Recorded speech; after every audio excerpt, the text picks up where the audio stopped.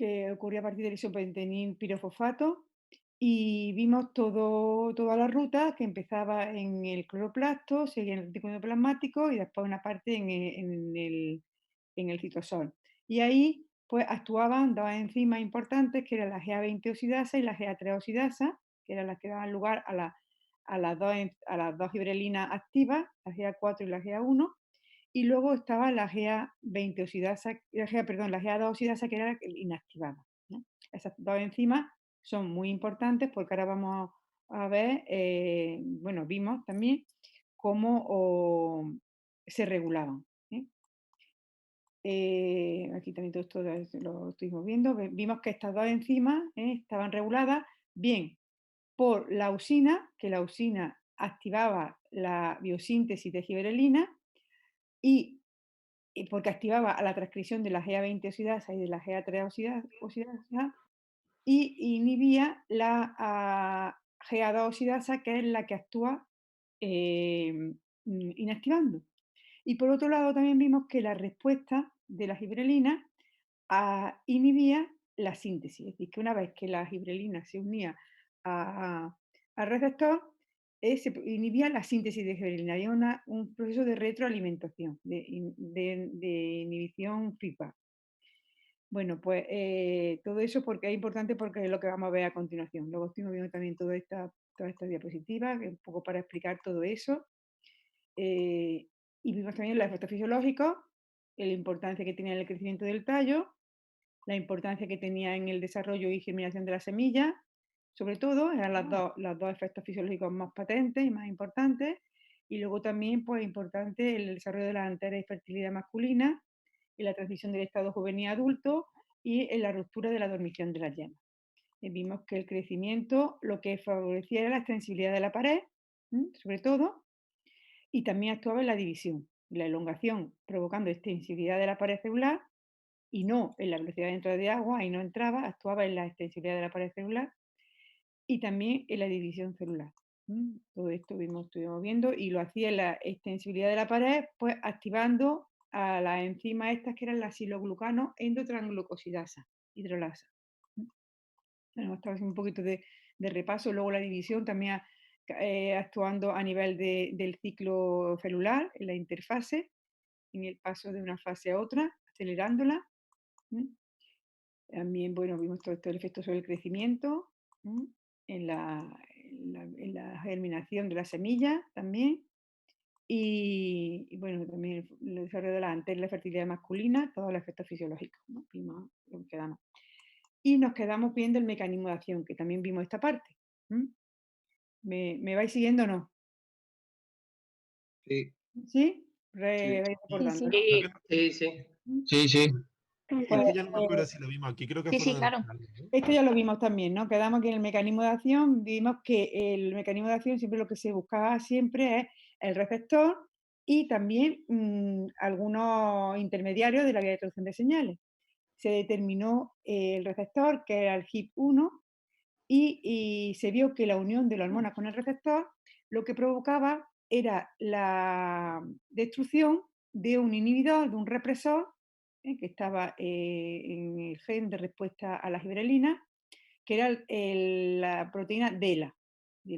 Este represor, cuando se unía la hormona con el receptor, se poliubiquitinaba mediante se producía una ubiquitinación del represor y esto era como una forma de marcarla, la proteína, para que sea destruida en el proteasoma 26S. Entonces, esta destrucción del represor hace que los genes de respuesta a la giberelina se transcriban. ¿Vale? Esto es la forma como actúa. Aquí también tenemos lo mismo, la unión de la hormona al receptor y activa hace que este represor se destruya. ¿Vale? Bueno, y aquí, bueno, esta diapositiva pues es más o menos igual, ¿no? De lo mismo, pero vista de otra forma, cuando se une la gibrelina al receptor, a este complejo receptor, el HIT1, que está inhibido por este represor DELA, lo que hace es que este se ubiquitine y sea destruido, que sea marcado y entonces se ha destruido. Al destruirse, se puede activar la transcripción mediante los factores de transcripción de los genes de respuesta a la giberelina, ¿vale? Bueno, más o menos por ahí fue por donde nos quedamos el otro día, el martes, antes de que pasara todo esto. Y bueno, ya llegamos a esta diapositiva que es un poco como la unión de todo lo que hemos explicado, ¿no? Anteriormente, en la que se unen todos los conceptos, en la que está por un lado cómo ocurre la unión de la respuesta, la unión de la hormona con el receptor, y por otro lado a la biosíntesis. Entonces se observa aquí que cuando la hormona, lo que hemos visto antes, cuando la hormona se une al complejo receptor, DELA es destruido. Pero ¿qué ocurre con DELA? Que DELA hace falta para que se puedan transcribir el gen de la GA20 oxidasa y de la GA3 oxidasa, y también el gen que va a dar lugar a la proteína receptora de la gibrelina. Entonces, por eso decíamos que la síntesis de gibrelina inhibía su propia respuesta. ¿Vale? ¿Entendéis eso o no? ¿Puedes repetir lo último otra vez, por favor? Sí, que DELA, que es el inhibidor de la respuesta, cuando hay hormona, se destruye, ¿no? Entonces la hormona produce respuesta de transcripción de genes.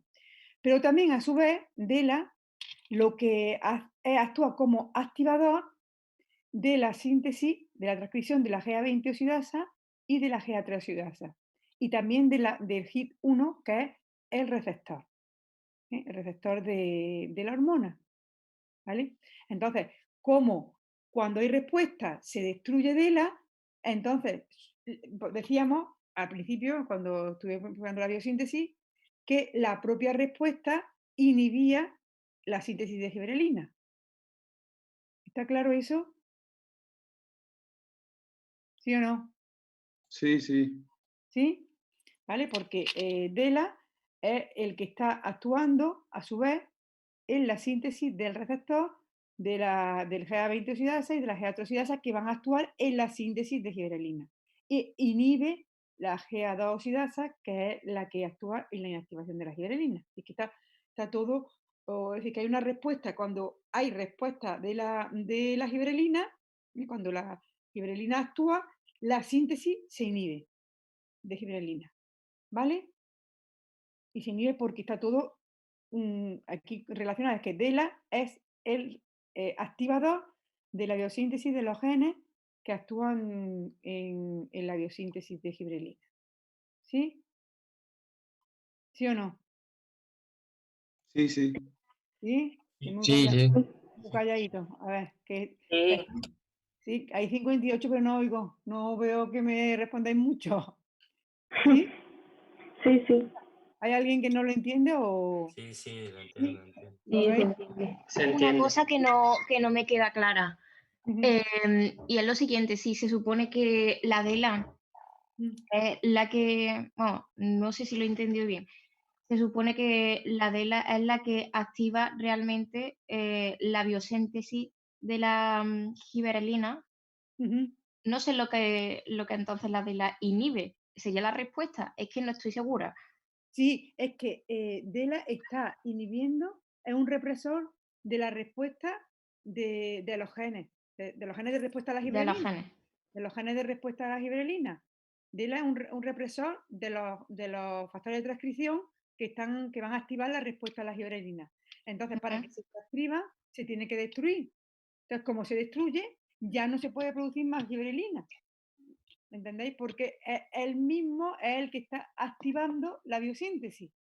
¿Vale? Es que Vale. actúa, es decir, que cuando hay respuesta, la biosíntesis está inhibida. ¿Esto qué Vale. sería? ¿Una forma de regular la cantidad de giberelina? Claro, claro, es una forma de regulación de los niveles de giberelina dentro de la planta. Es una inhibición feedback, una respuesta una retroalimentación, un efecto feedback. ¿Vale? ¿Sí? Ujú. ¿Vale? Bueno, pues bueno, esto aquí, la siguiente, lo que tenemos, está clara entonces esa, ¿no? Sí. ¿Sí? La siguiente diapositiva, bueno, aquí lo que viene la estructura del receptor, y cuando se une la fibrilina, esto sería el CI1, que es el receptor, este es DELA, el dominio DELA, la proteína DELA, que está actuando, produciendo la inhibición y la unión, como sería una forma, la estructura tridimensional. Y aquí, en esta siguiente diapositiva, lo que explica es ya el mecanismo de acción, pero ya específicamente en una respuesta que sería en la germinación de la semilla, ¿vale? Y que hemos dicho que una de las respuestas de las gibrelinas es que producían la germinación de las semillas porque activaban la síntesis de la alfa-amilasa, ¿vale? ¿Os acordáis de eso? ¿Sí? ¿Vale? Sí, sí. ¿Sí? Entonces, la gibrelina lo que hace a nivel de la capa de la neurona, de las células que están en la capa de la neurona, es activar la síntesis de la alfa-amilasa y la excreción de la alfa-amilasa al endospermo almidonoso. Del endospermo almidonoso es el lugar donde está la zona donde están acumuladas las sustancias de reserva en los tejidos endopérmicos. Y la capa de neurona es la capa externa donde hay mucha actividad y es donde están estas células que es donde se van a producir la síntesis de la alfa-amilasa. Entonces, la fibrilina activa la síntesis de la alfa-amilasa, la transcripción del gen de la alfa-amilasa y la excreción, por un lado. Y esto lo hace primero porque al unirse al receptor, es lo mismo que hemos visto, se produce la inhibición, la degradación del represor, que este represor sería DELA, que está la proteína DELA, por poliubiquitinación, y se activa la transcripción del gen. Pero el gen que se transcribe, fue lo que hablamos el otro día también, es el GAD-MI, que es un factor de transcripción que es necesario para que se transcriba el gen de la alfa-amilasa, y que es un gen, la alfa-amilasa es un gen de respuesta secundaria, porque hace falta que se forme este factor de transcripción para que luego se transcriba la alfa-amilasa. Y a la alfa-amilasa se forma, se sintetiza y es expulsada fuera de la célula. Por otro lado, también parece ser que la gibrelina actúa de forma también uniéndose a un, bueno, eso sería, esto que hemos hablado antes sería un receptor, el receptor que hemos hablado, el complejo receptor que está en el núcleo, pero también parece ser que en este hay un receptor en la membrana, un hipotético receptor de membrana, al cual se une también la gibrelina y puede llevar dos caminos, un camino que es dependiente, o dos vías, mejor dicho, una vía que es dependiente de calcio, la cual actúa en la secreción de la alfa-amilasa, y una vía independiente de calcio que activa a una proteína F que es necesaria para que ocurra la transcripción de la alfa-amilasa a través del factor de transcripción GAMMI. ¿Vale? ¿Está claro ¿Puedes eso? repetir la última, por favor? Que aparte de esta unión de la gibrelina con el receptor nuclear, que hemos dicho, hay también, hace falta también, para que ocurra este proceso, que la gibrelina, GA1, se una a un receptor de membrana, un hipotético receptor de membrana, que tiene una doble vía, actúa de dos formas. Activa a esta proteína heterotrimérica, ¿no? Heterotrimérica, que es la proteína G, y esta a su vez va a llevar una vía dependiente de calcio, activar a una vía dependiente de calcio o una vía independiente de calcio. La vía dependiente de calcio actúa directamente en la excreción de la alfa-amilasa y la vía independiente de calcio, pues lo que activa una proteína F2, que es necesaria para que el receptor nuclear funcione y se produzca la síntesis de la alfa-amilasa. ¿Vale? Yo sigo sin entenderlo muy bien.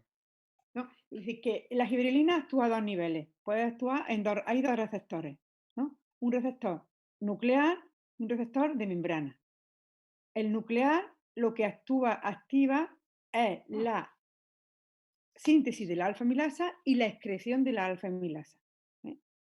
Y el receptor de membrana, que está aquí, tenéis aquí, activa la excreción de la alfa-amilasa y también actúa en la síntesis de la alfa-amilasa, pero activando a esta proteína F2 que es necesaria para que el receptor nuclear funcione. ¿Sí o no? Sí, eso sí. Una vía, aquí tenéis, la giberelina entra y actúa en el núcleo. En el núcleo produce la síntesis de la alfa-amilasa y la excreción. Y también hay otra forma, hay otro nivel, también la giberelina, un receptor que es un hipotético, porque tampoco es muy reconocido todavía, receptor de membrana, que también favorece la excreción y también es intermediario, hace falta para que este receptor nuclear funcione. Porque tiene que activar la proteína F2 necesaria para este complejo. ¿Vale? ¿Sí o no? Bueno, lo importante aquí es que una de las cosas más importantes es que la alfa-amilasa es un gen de respuesta secundaria y que la giberelina actúa activando a la alfa-amilasa, la síntesis de la alfa-amilasa y la excreción de la alfa-amilasa al endospermo. ¿Vale? Son las dos cosas importantes que hace la giberelina. Activar la síntesis de la alfa-amilasa, la transcripción del gen de la alfa-amilasa y que esta alfa-amilasa sea excretada al exterior. También actúa mediante una vía dependiente de calcio. Calcio dijimos que era un segundo mensajero que actuaba en la vía de traducción de señales. También actúa expulsando la alfa-amilasa al exterior de esta célula. ¿Sí? ¿Sí o no? Sí. ¿Sí? ¿Vale? Sí, profesora.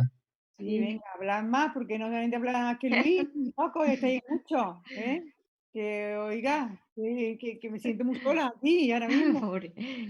Esto es muy agobiante. Bueno, No, es que tenemos el micrófono desactivado para no molestar. Entonces, pues, la verdad vale, es que bueno, eso pues tenemos que activarlo. de vez en cuando activar lo que oiga, ¿vale? Bueno, aquí también tenemos, es lo mismo, pero un poco de esquema, de que el gen como la giberelina activa el gen GAMMI, produce el ARN mensajero, la proteína, esta proteína va a actuar como factor de transcripción para que el gen de la alfa-amilasa se transcriba y da la proteína alfa-amilasa. Y esta produzca la degradación del almidón, ¿vale? Un poco más esquematizado, ¿de acuerdo? ¿Puedes repetir eso, por favor? Sí, pues es lo mismo, pero esquematizado. El gen del GAMMI se activa por la fibrilina y produce la transcripción del ARN mensajero y va a dar lugar a la proteína, ¿no? Esta proteína es un factor de transcripción que es necesario para que el gen de la alfa-amilasa se transcriba y produzca la proteína, la proteína alfa-amilasa y se produzca la degradación del almidón. ¿De acuerdo? Vale, gracias. Bueno, pues aquí en la siguiente diapositiva lo que vemos es la vía de traducción de señales, los intermediarios que actúan en la traducción de la señal de la giberelina.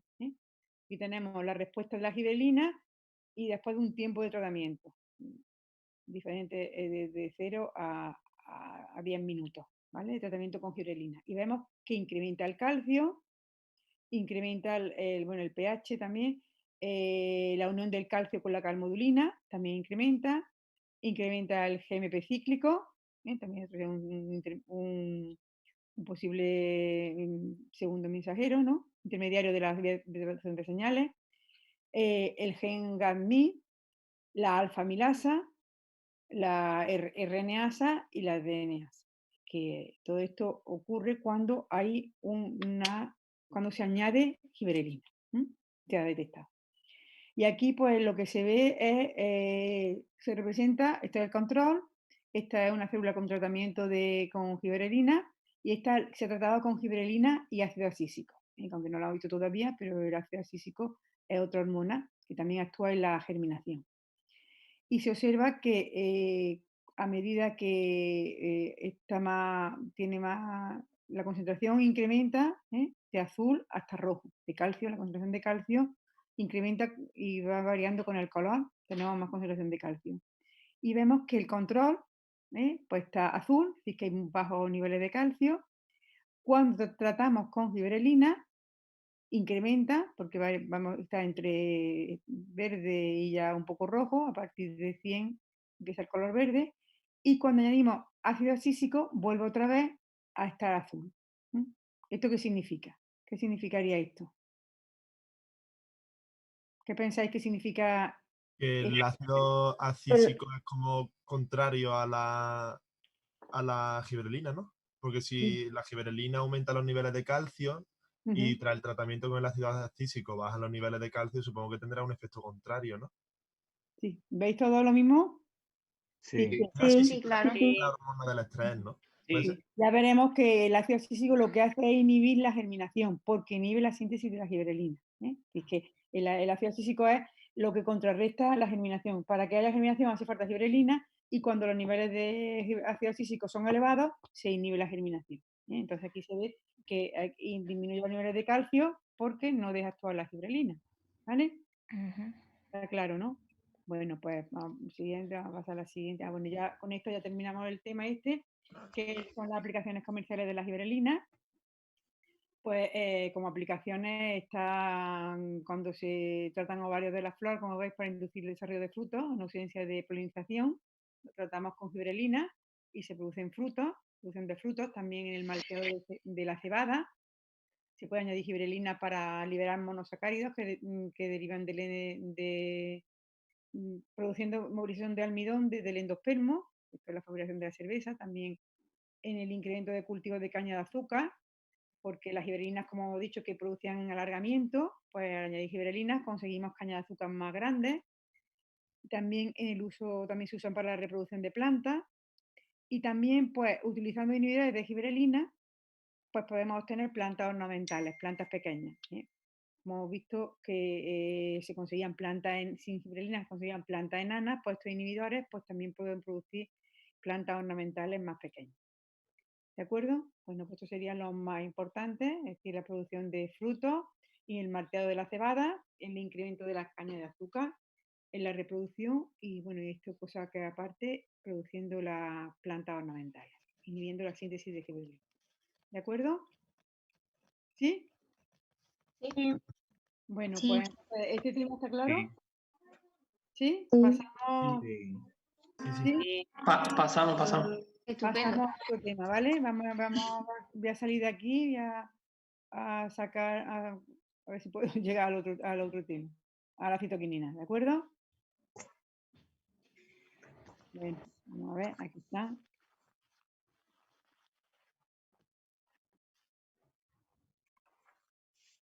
¿Lo veis? Sí. ¿Sí? Sí. Sí. Muy bien.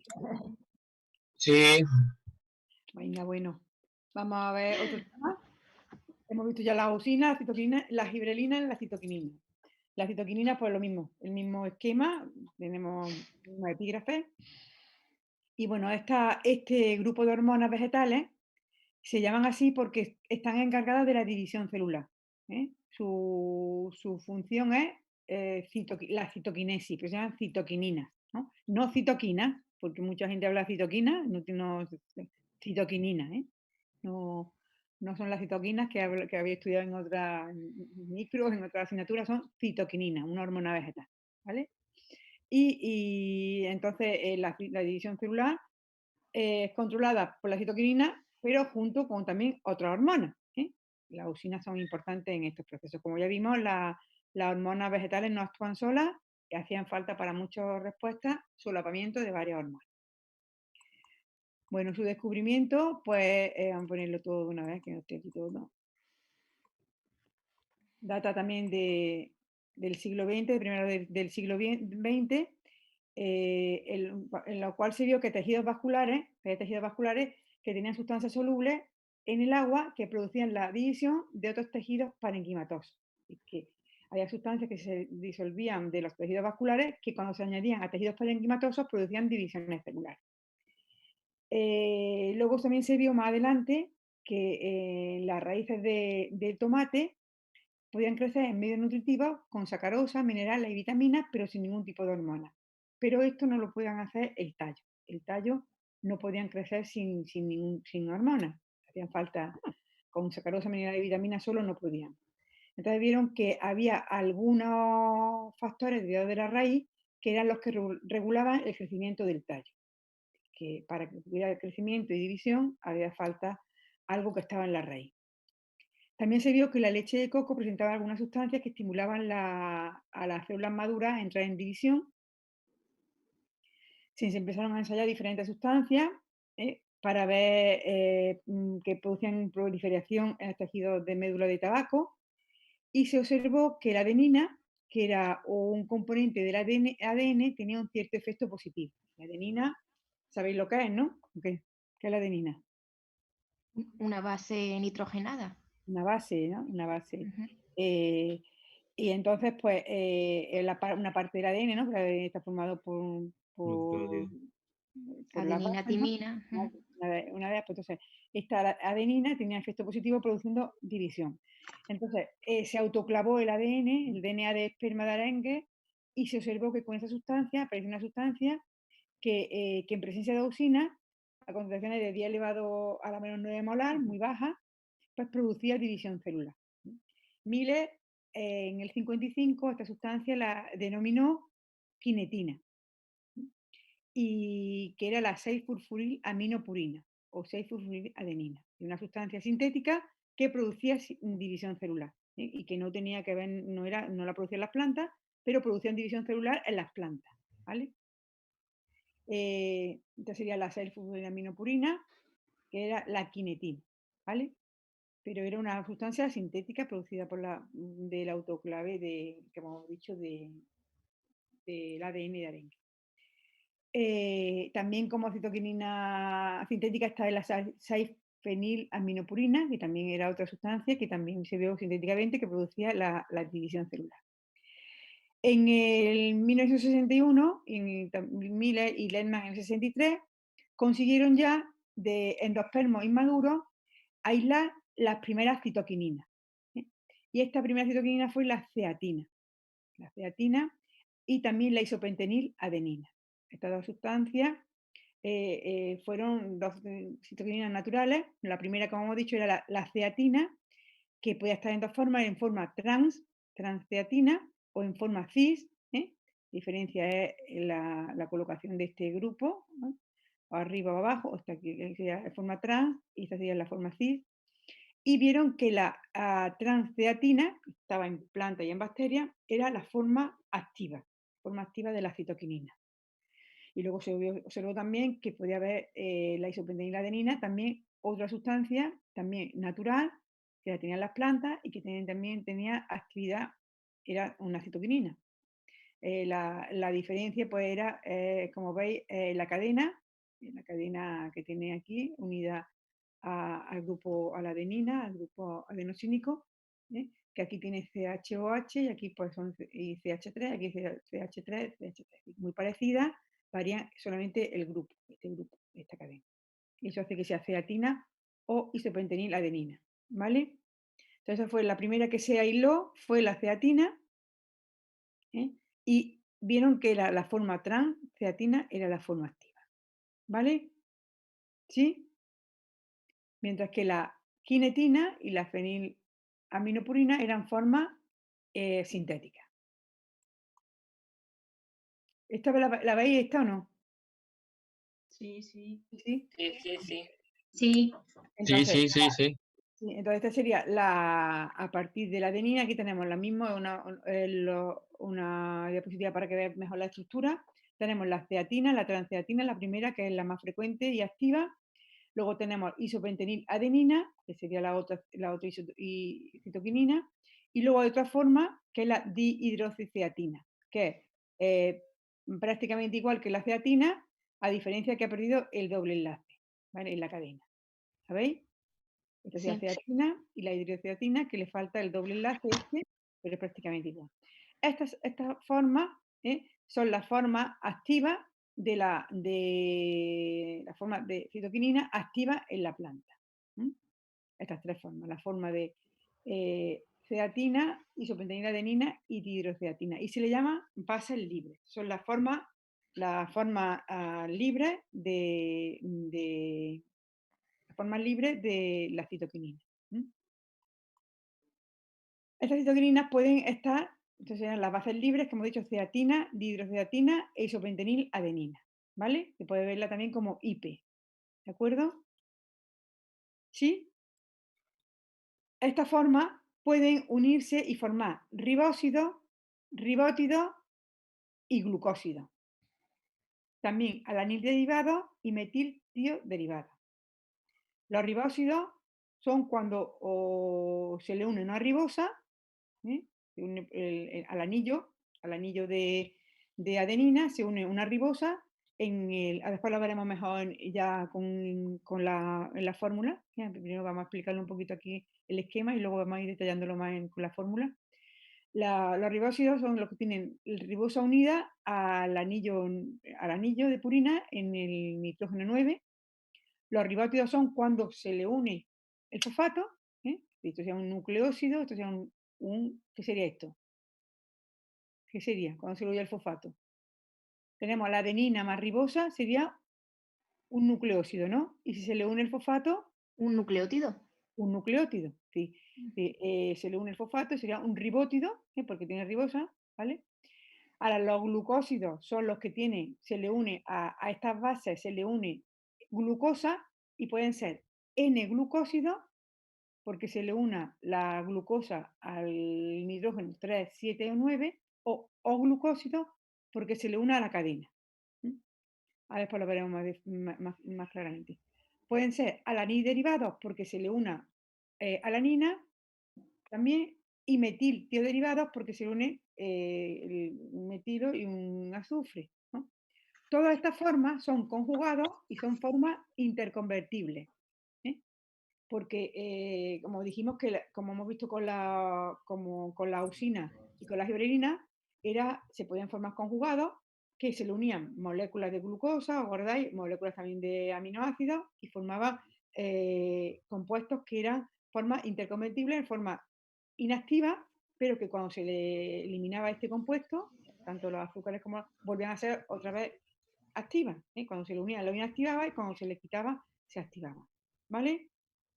Entonces, estos conjugados son formas interconvertibles que dificulta saber cuál es la forma biológicamente activa, porque realmente la forma biológicamente activa sería la ceatina, dihidroceatina e isopenteniladenina.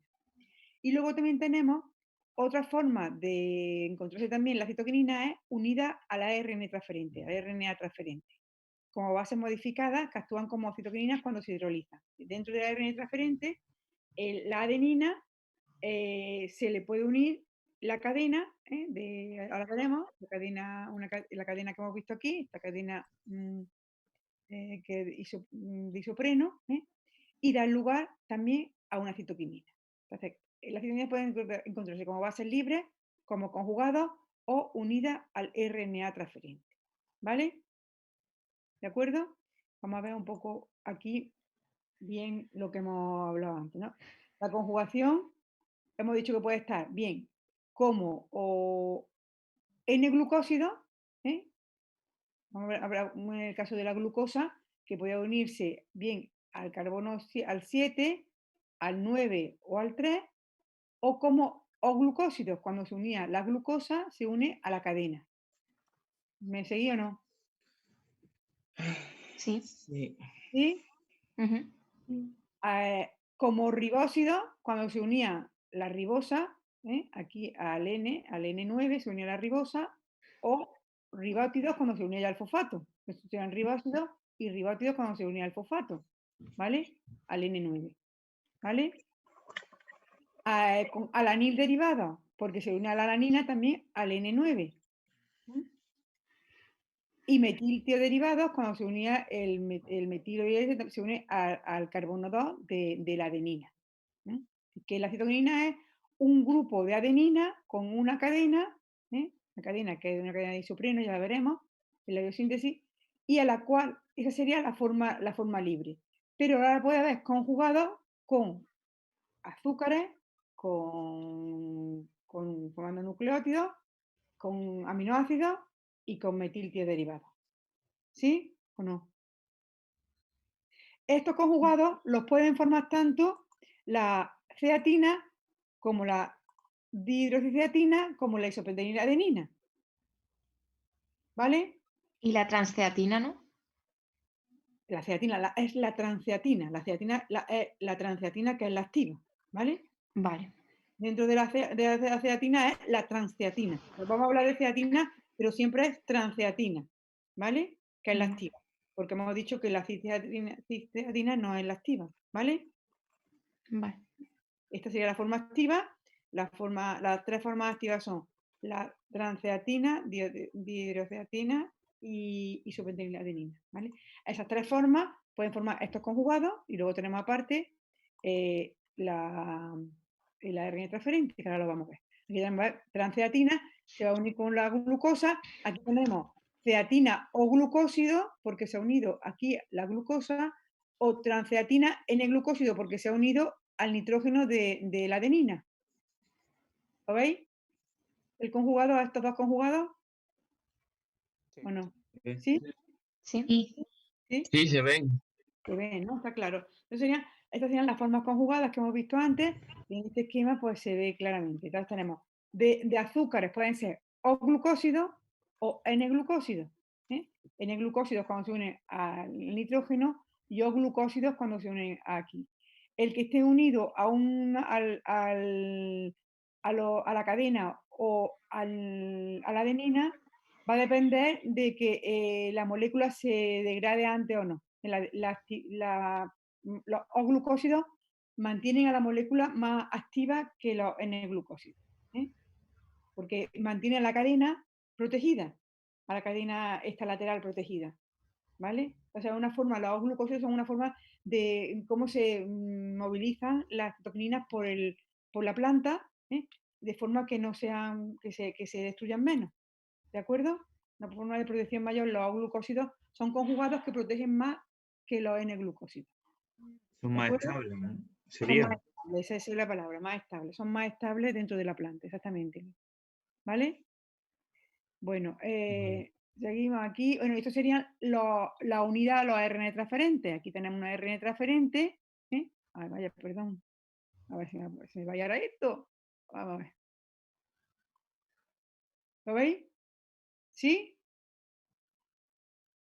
¿Me veis o no? Sí. Ah, me decía que Sí. no. Sí, sí. Vale. Ah, miren, vale. Aquí tenemos una ARN transferente. Y aquí tenemos una adenina. ¿Veis aquí esta forma que tiene como de flor? La adenina, pues aquí se une. Esto sería una citoquinina. ¿Veis? La citoquinina se le une la cadena y sería una citoquinina. En un principio se pensaba que todas las citoquininas se producían a partir de ahí, de los ARN referentes, se liberaban y se producían, pero luego se ha visto que no, que hay una biosíntesis aparte de citoquininas y que no son, que en lugar de como el reservorio de citoquininas no era ARN transferente. Esta unión de estas citoquininas que están unidas que ARN transferente parece ser que tienen función en la unión del codón, de la transcripción, la unión del codón con el anticodón en la síntesis de proteínas. Tiene un papel importante. ¿Vale? ¿De acuerdo? Bueno, Sí. pues aquí, bueno, hemos visto la estructura, aquí tenemos lo que son también las citoquininas, también se pueden determinar, como hemos visto con las otras hormonas, vimos con la usina y con la giberelina por métodos de cuantificación, y también se puede hacer mediante bioensayo. Bioensayo es añadiendo la hormona y viendo la respuesta en la planta. Entonces tenemos aquí diferentes bioensayos, uno que es el de crecimiento del callo de floema de zanahoria, que lo que se hace es coger trozos de zanahoria y cultivarlos en lugares con concentraciones crecientes de citoquinina. Y se observa que hay un incremento en el peso del tejido. A mayor concentración de citoquinina, incrementa el peso del tejido. A unos niveles que después ya disminuye, pero esto sería, a partir de un nivel ya empieza a disminuir, pero aquí se ve un incremento. Lo mismo también el crecimiento de hojas, también se coloca en placa de Petri con concentraciones crecientes de gibrelina y observamos que también hay un crecimiento en el cotiledones en el crecimiento del cotiledón, de las hojas cotiledonarias. También en los frondes del ENMA, que es una alga, también se pone en placas con concentraciones crecientes de gibrelina, de citoquinina, y vemos también lo mismo, que hay un incremento del cultivo. Entonces serían bioensayos que se determinan crecimiento, estos tres con diferentes tejidos, pero lo que vemos es crecimiento, ¿vale? Y luego hay otro bioensayo que es parecido al de la práctica que íbamos a realizar, que no sé cómo la vaya a hacer, pero bueno, me imagino que ya Pedro os ha hecho una actividad, ¿no? A partir de la práctica, que es para lo que determina es la senescencia. Cogemos discos de citoquinina, de plantas, de una hoja, se colocan en placas con concentraciones de citoquinina o sin citoquinina y se determina la clorofila, el contenido en clorofila. Y se observa que las plantas que han estado, los tejidos que han estado en presencia de citoquinina, hay una mayor concentración de clorofila. Es decir, que la citoquinina retrasa la senescencia de la hoja, y que actúa inhibiendo impidiendo que la planta entre en senescencia. Porque eso, ¿a qué es debido? ¿A qué pensáis que es debido? ¿A qué retrase la senescencia? Porque estimula el crecimiento de la hoja y da como señal a la planta que todavía no es tiempo de que se caiga la hoja, ¿no? ¿Sí? O algo así. Manolo, exactamente, porque lo que actúa es la división. Su efecto es, uno de los efectos importantes es la división celular. ¿Vale? Entonces, como actúa la división, lo que hace es producir división. Cuando no hay citoquinina, la planta entra más rápido en senescencia. Vosotros ibais a hacer una práctica, iba a meter hojas de cebada, ¿no? No sé si lo explicó Pedro, hojas de cebada en diferentes tubos, la iba a meter en una oscuridad y con diferentes concentraciones de citoquinina. Y se observaba que unas entraban en senescencia, las que no tenían citoquinina entran en senescencia antes y las que están con citoquinina más crecientes, pues van a entrar más tarde. Y eso lo vamos a determinar viendo el contenido en clorofila, ¿vale? De esa hoja. ¿De acuerdo? ¿Sí? Sí. Ya. Entonces ya estos serían los bioensayos de esta hormona.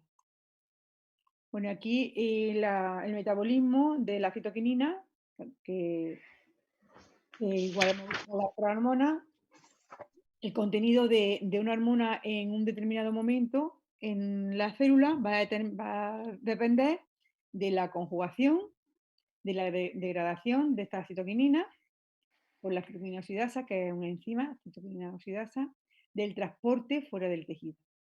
Y también va a depender de la desconjugación, de la síntesis y del transporte al interior de ese tejido. Es decir, que son esos procesos, conjugación, síntesis y transporte, son los que van a regular los niveles de citoquinina.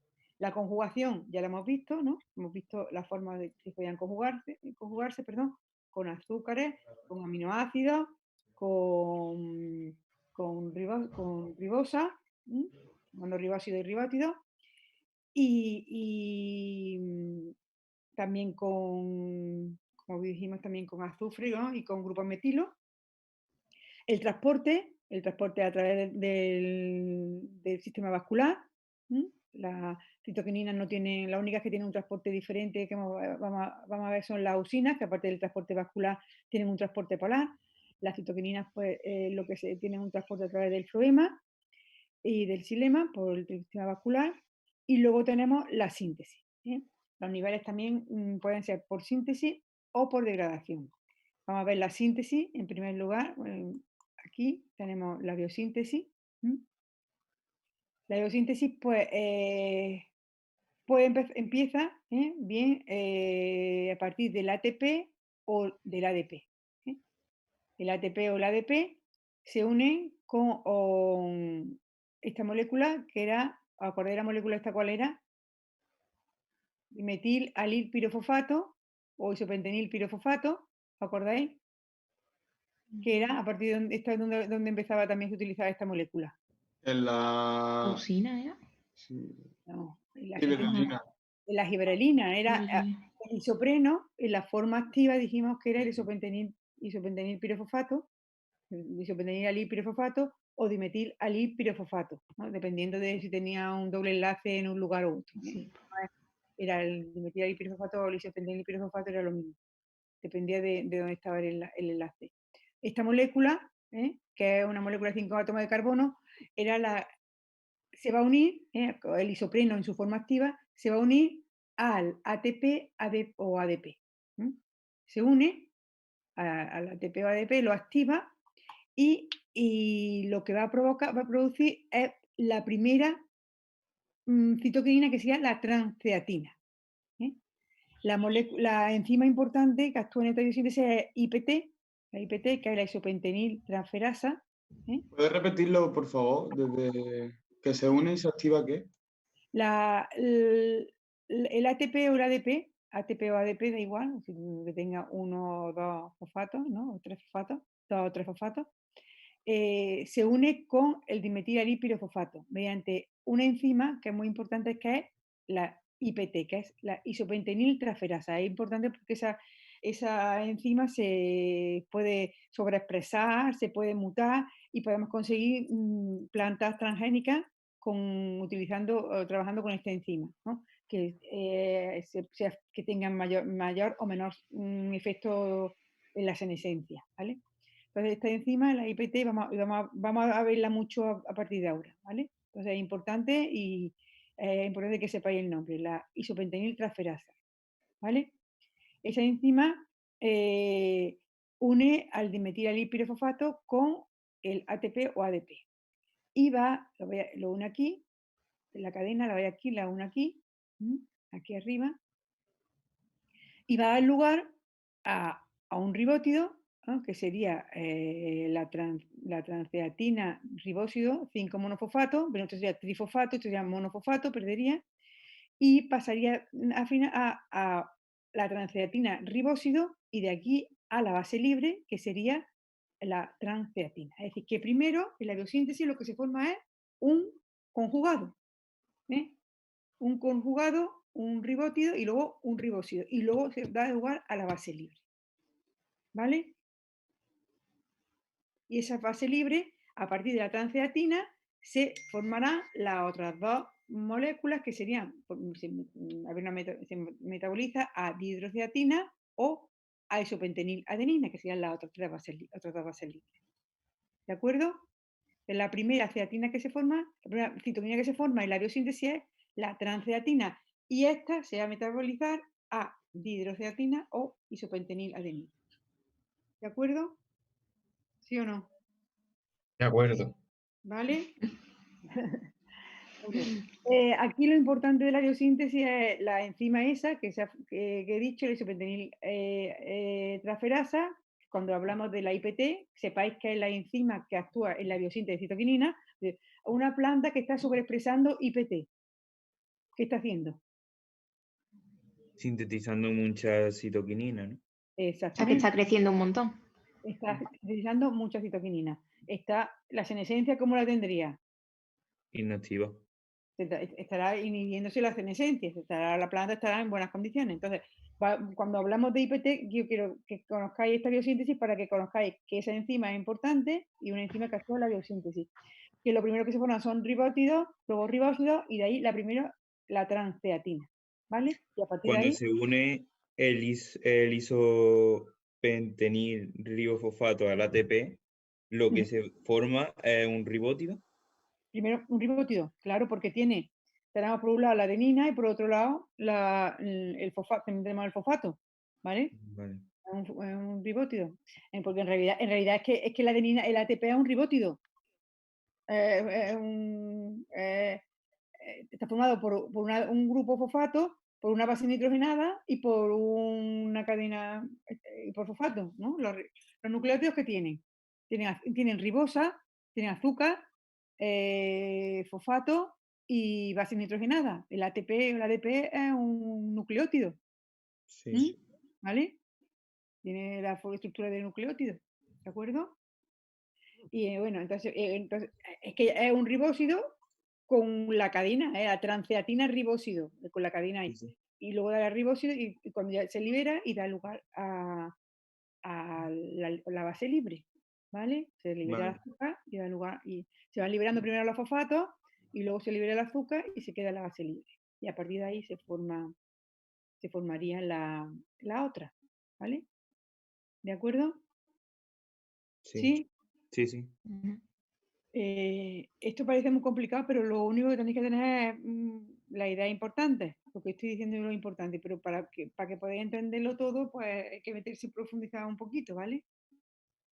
Bueno, a ver, esto sería, que lo he puesto otra vez, lo he repetido otra vez para que veáis las tres que se dan. Tendríamos, esta sería la que se forma, luego tendríamos la hidroxiatina y isopentaniladiena, que serían las bases libres, ¿vale? Son las activas. Son las que se van a unir al receptor, las bases libres, ¿de acuerdo? Y la más importante, la transciatina. Bueno, pues vamos a ver esta y lo vamos a dejar ya, porque tengáis descanséis un poquito, podéis conectar a otra clase si tenéis. Bueno, y luego la oxidación, que es mediante esa enzima, que es la citoquinina oxidasa, que lo que hace es romper la cadena. Quita la cadena y da lugar a adenina y la 3-metil-2-butenal. Esta forma es una forma ya irreversible, no puede volver a otra citoquinina, y es una forma de inactivar y de quitar de en medio citoquinina. ¿Vale? ¿Qué cadena rompe? Romper la cadena de isopreno, la que se colocó aquí, esta cadena. O sea, isopentenil adenina, y lo que rompe la cadena y da adenina por un lado y 3-metilbutenal. ¿Vale? Esta citoquinina oxidasa también se puede sobreexpresar, también otra enzima importante, y cuando se sobreexpresa esa enzima, ¿qué es lo que haría en la planta? ¿Qué ocurriría? Pues se tendría Producir senescencia. Tendríamos más o menos citoquinina. Menos. Tendríamos menos y la planta entraría más rápidamente en senescencia, ¿no? Sí, Sí. ¿De acuerdo? ¿Sí? sí, sí. ¿Vale? Bueno, pues entonces como importante esas dos enzimas, la citoquinina oxidasa y la isopentanil transferasa, ¿vale? Una, que sería esta que actúa en la IPT, isopentanil transferasa, que actúa en la biosíntesis, y la citoquinina oxidasa, que actúa en la degradación. ¿Vale? Vale. Vale. ¿De acuerdo? Y aquí que tenemos, ¿esto qué es? La oxidasa, entonces, ¿qué cadena rompía? La cadena la cadena de isopreno que tiene la citoquinina, esta cadena. Vale. ¿Vale? Sí. ¿De acuerdo? Sí.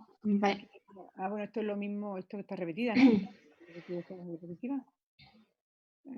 Esta la está repetida. Bueno, pues lo vamos a dejar, lo dejamos aquí, ¿vale? Sí. ¿Tenéis alguna duda de lo que hemos visto o algo que veáis que sea No. complejo? Bueno, No. la biosíntesis y la oxidación, digamos que están juntas como mecanismo de regulación, ¿no? Más o menos. El metabolismo, sí, bueno, claro. Vale, sí. Se sintetiza y cuando se degrada, la planta va utilizando una y otra, haciendo una cosa u otra, dependiendo de... Vale. Entonces, la oxidación es como si fuera un catabolismo, ¿no? Exactamente, el catabolismo es la degradación de la citoquinina, la forma de eliminarla. ¿Vale? Aquí tenemos a partir de esta, pero puede ser a partir de las 3 bases libres, puede actuar rompiendo. Aquí tenemos este ejemplo, pero que rompe la cadena en las 3 bases libres. ¿Vale? Vale. ¿De acuerdo? Sí. ¿Está claro? Entonces, los niveles se controlan, pues, conjugando, como hemos visto, degradando mediante citoquinina oxidasa y también mediante el transporte. Eso, es una forma de eliminar y de incrementar, pues, desconjugando mediante la síntesis y mediante el transporte al tejido. ¿Vale?